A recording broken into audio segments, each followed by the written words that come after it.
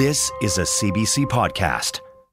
Well, the nursing shortage in the province is really beginning to have an effect on access to health care. In recent weeks, there have been shortages at emergency departments in both St. John and Moncton.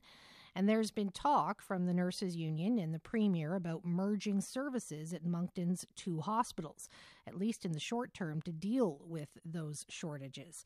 But that has raised concern that there may be a plan to merge health authorities. Health Minister Dorothy Shepherd addressed the issue with reporters today. We have Vitalité, we have Horizon, we have two CEOs. And those CEOs need to work together when we have a situation like happened on May 8th and 9th. Vitalité was going to close their ER for the weekend. And that would have been a very difficult situation for the people of Moncton. And Horizon CEO and Vitalité CEO had a conversation, and they realized they could come to a collaborative strategy to ensure that both ERs worked through the entire weekend. And it did, and it was successful. The collaboration of Horizon and Vitalité is pivotal for the delivery of healthcare services in our provinces. I have no intention of amalgamating Horizon and Vitalité. We don't know what the future is going to bring in how we establish and answer challenges in our healthcare system. I've made it very clear that we have Horizon and Vitalité, we have Francophone, we have Anglophone. Both are committed to delivering service in the language of choice to the people of this province. And so what this looks like in out years that I can't even imagine yet, for now we have Horizon and Vitalité. I have no intentions of changing that.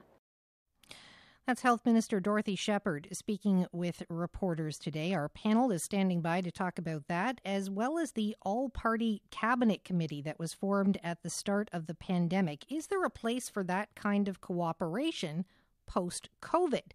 Michelle LeBlanc is a reporter for Radio-Canada, and she's in our Moncton studio. Hello, Michelle.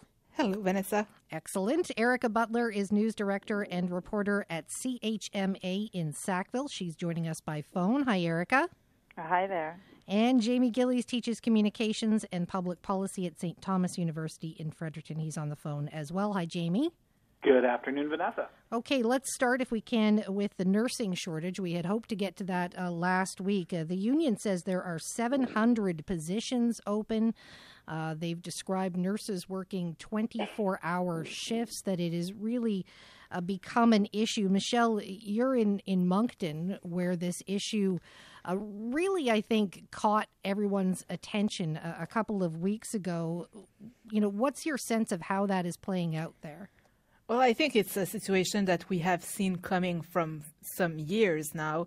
We've been talking about shortages of nurses for many years. There were even some government back in the 2008, 2009, who decided to increase the number of places in the nursing school to make sure that there is enough nurses in the system to keep going.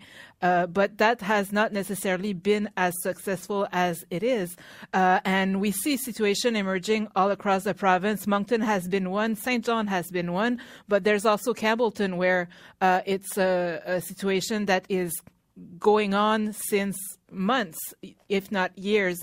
So there is a situation, and I think that the government has a responsibility to find solutions that work, but it's not only lays in the government to solve the matter, but also to the union and to the association of nurses to find a way to make it possible for nurses coming from elsewhere to practice in New Brunswick without having years of studies to do again.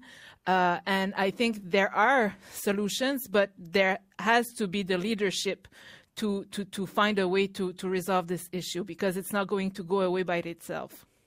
Erica, what do you make of the focus on this issue? Michelle's right. We have been talking about this for years and years and years, but it seems in the last month it's been a bit of a laser focus, I would say.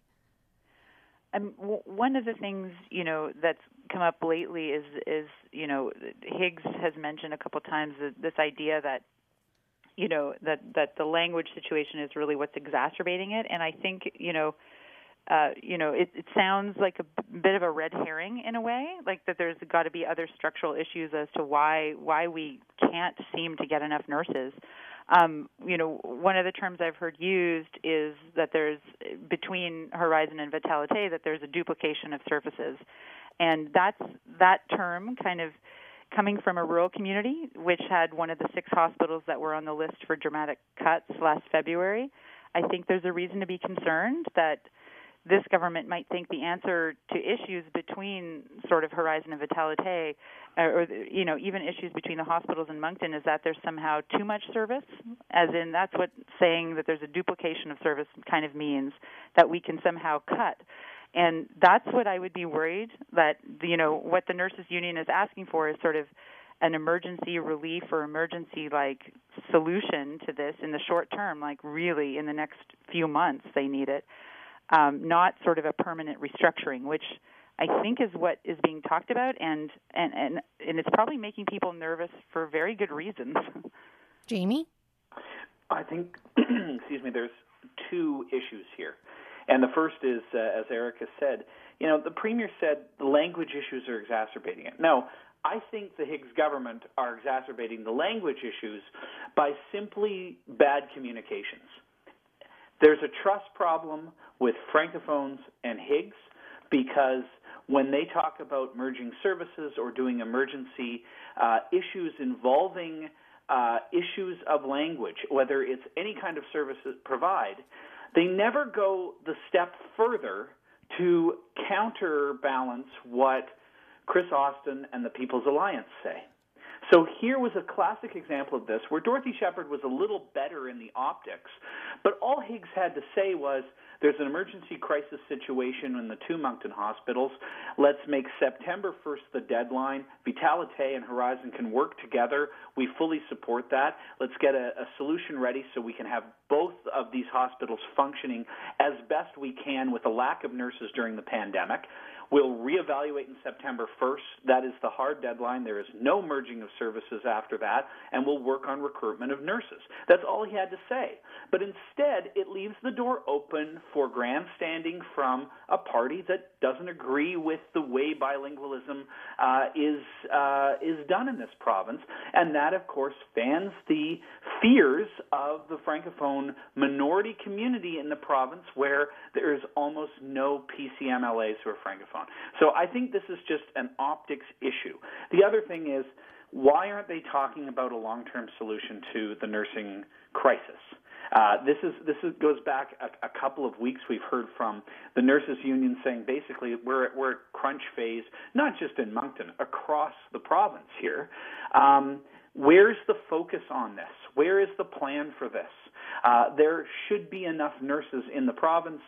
Get them trained, get them to where they need to go. And it seems that Shepherd and Higgs, yes, they've inherited a problem, but there was time during the pandemic to think this through and plan it out. And I'm just not seeing it so far with this issue.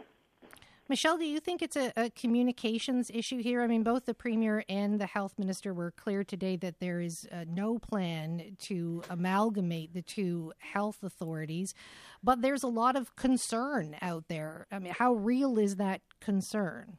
Well, it's the first time that I hear one politician of the PC party state something clear. Dorothy Shepherd was clear in the clip that we've heard at the start of this panel. I think that's kind of reassuring, but it has been 2 weeks since we've been talking about this. I think it made the Francophone media more than the Anglophone media. Yeah. But Blaine Higgs has been tiptoeing on this and saying one thing, saying the other thing, putting the language in the nurses shortage, which I think is really unfair, because I don't think it's a language issue in St. John if there's a problem with recruiting nurses. It may be in Moncton, but I'm not sure that there is a shortage of nurses everywhere in Canada. So it's not a language issue. It's just a shortage. So I think he's kind of saying one thing and the other thing, and while everyone is talking about the language because it's always an issue that gathers a lot of attention, we may not be looking for solution to solve this problem in a more realistic way, and in the short term and also in the long term. But it's always scary for the Francophone when you're talking about amalgamation of services, because we always know that the language is one of the first things to go. And when you're in a vulnerable situation, like when you go to hospital, language should not be something you have on your mind. All right. We'll see what develops with this in the next couple of weeks. Let's move on to the all-party cabinet committee that was formed to deal with the pandemic. It made for an interesting discussion this week on Terry Segei's political panel, all four leaders discussing whether that level of cooperation is possible post-COVID. Jamie, I remember you being very enthusiastic at the beginning of the pandemic that the parties were working together in this way. What do you make of the idea of some kind of cooperation? Is that possible? Our system is adversarial. Well, from a political science standpoint, it would be a wonderful idea that on obviously not every issue. We've got issues like confidence votes on budgets and things that majority governments want to achieve as part of their agenda. But if they could make an all-cabinet committee with real teeth, not just the legislative committees, but a leaders' committee that can make decisions on things where you can take politics out of the equation and achieve results where there's consensus, kind of consensus-style government, that would be great. And you could see where a majority government actually like this. On large healthcare decisions, if you have to close a hospital or merge, do something to a healthcare system where it's needed and you have to talk about it and you find a way where everyone agrees, because it gives the majority government cover because the other leaders have agreed. It's one of the reasons why I think the pandemic response has worked well with all four party leaders, because the government of the day, whether minority or majority, they've had cover.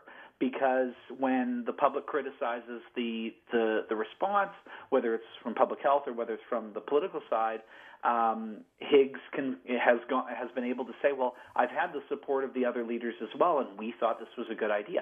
So there's a way to do it. It's a good model. The problem is that the other three party leaders, the minority party leaders, want it to be, a first among equals. And it's never going to be that with a majority government. It will always be smaller policy issues where there's less rancor and less debate about what to do. And so it might still be on the books, but I'm not sure it would be there for making big decisions. But it remains to be seen. I would love to see it happen just to shake things up in a system that, as you said, is majoritarian. Erica, what do you think? Is it possible for there to be this level of cooperation post-pandemic? I hate to sound cynical, and maybe I am just being cynical about it, but I don't see it working outside, post-pandemic in a way. Although, I like what Jamie has to say there, but I just think that, COVID-19 was a brand new problem. Everyone almost universally politically decided to back the advice coming out of public health. So we just had incredible buy-in there.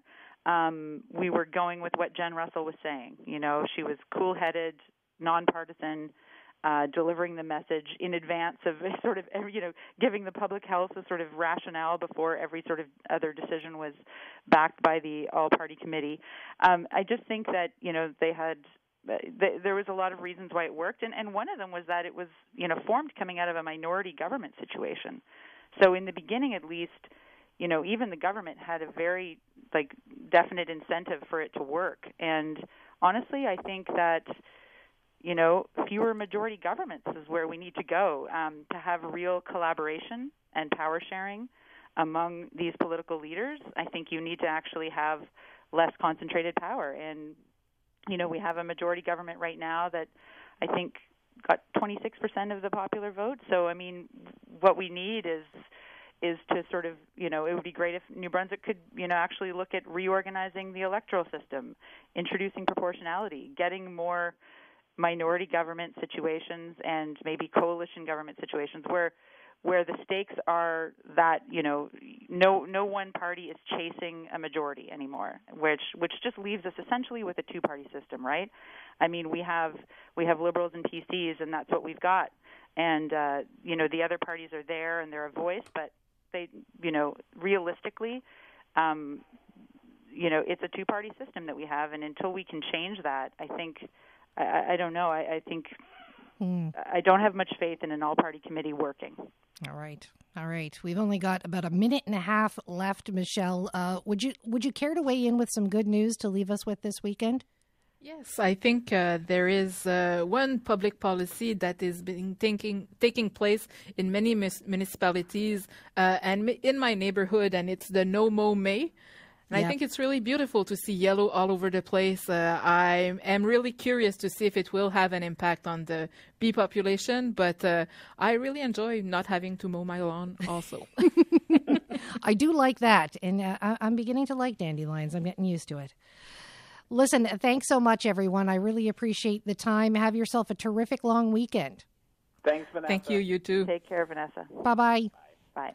The members of our panel were Michelle LeBlanc, Erica Butler, and Jamie Gillies. Michelle is a reporter for Radio-Canada in Moncton. Erica is news director and reporter at CHMA in Sackville. And Jamie teaches communications and public policy at St. Thomas University.